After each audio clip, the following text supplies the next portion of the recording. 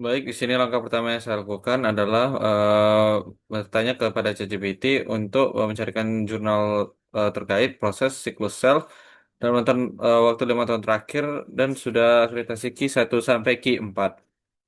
Nah, di sini saya memilih nomor 2, Mechanical Regulation of Cell Cycle Progression and Division. Ini sudah terindeksi Q1.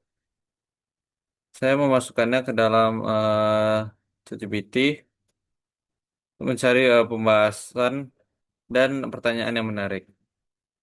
Nah, jadi dijelaskan jurnal ini membahas bagaimana siklus sel tidak hanya dikendalikan oleh faktor biokimia seperti siklin dan sidika, tetapi juga oleh faktor mekanis dari lingkungan sel, termasuk tegangan jaringan.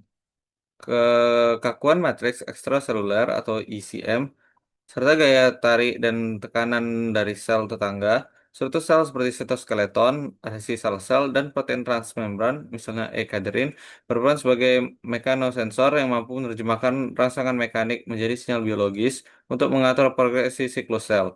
Misalnya, pergangan jaringan dapat mengaktifkan jalur YAP atau beta ketenin sehingga mendorong transisi G1 ke S.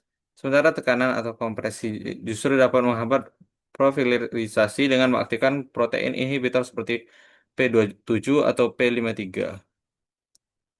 Nah, selain itu, selama pembelahan, sel tidak hanya berubah bentuk, tetapi juga menghasilkan gaya mekanik yang memengaruhi lingkungan sekitar dan memicu proses skala jaringan, seperti migrasi sel, invaginasi sel, atau pembentukan lumen. Temuan ini menekankan bahwa mekanika sel dan jaringan adalah aspek penting dalam perkembangan, regenerasi, dan penyakit. Pada konteks kanker, sel tumor bahkan mampu beradaptasi dengan lingkungan yang kaku dan penuh tekanan, sehingga tetap dapat membelah dan kontribusi pada pertumbuhan tumor. Nah, lalu untuk pertanyaannya yaitu, jika suatu obat anti kanker bekerja dengan menstabilkan P53, bagaimana kaitannya dengan mekanisme hambatan siklus sel akibat tekanan mekanik? Untuk menjawab pertanyaan itu, saya memasukkan file tersebut dalam ChatGPT dan ChatGPT menjawabnya, jika suatu obat anti kanker bekerja dengan menstabilkan protein P53, maka mekanismenya sangat relevan dengan hambatan siklus sel akibat tekanan mekanik.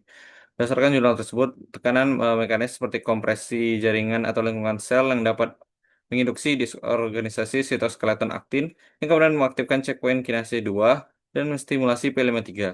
Aktivasi P53 ini berperan sebagai rem siklus sel dengan menghentikan progresi fase S untuk menginduksi ekspresi protein inhibitor seperti P21 atau P27, sehingga proliferasi sel terhambat. Dengan demikian, obat yang menstabilkan P53 akan memberikan efek alami dari tekanan mekanik dalam menghentikan pertumbuhan sel, karena P53 tetap aktif lebih lama dan lebih efektif dalam mendorong sel ke arah perbaikan DNA atau apoptosis.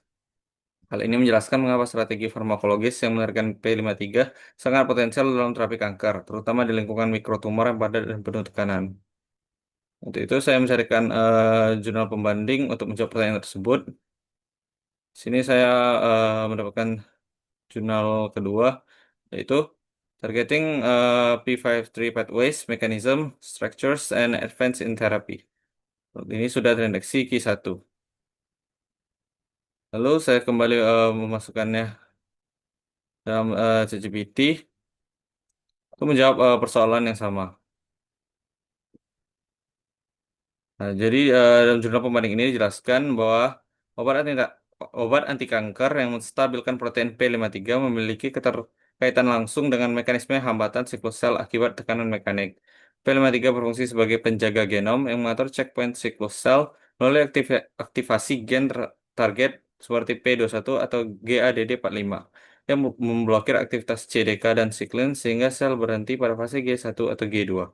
Pada kondisi stres mekanik seperti tekanan lingkungan mikrotumor yang padat, P53 biasanya teraktivasi melalui jalur ATM atau ATR, serta CHK1 atau CHK2.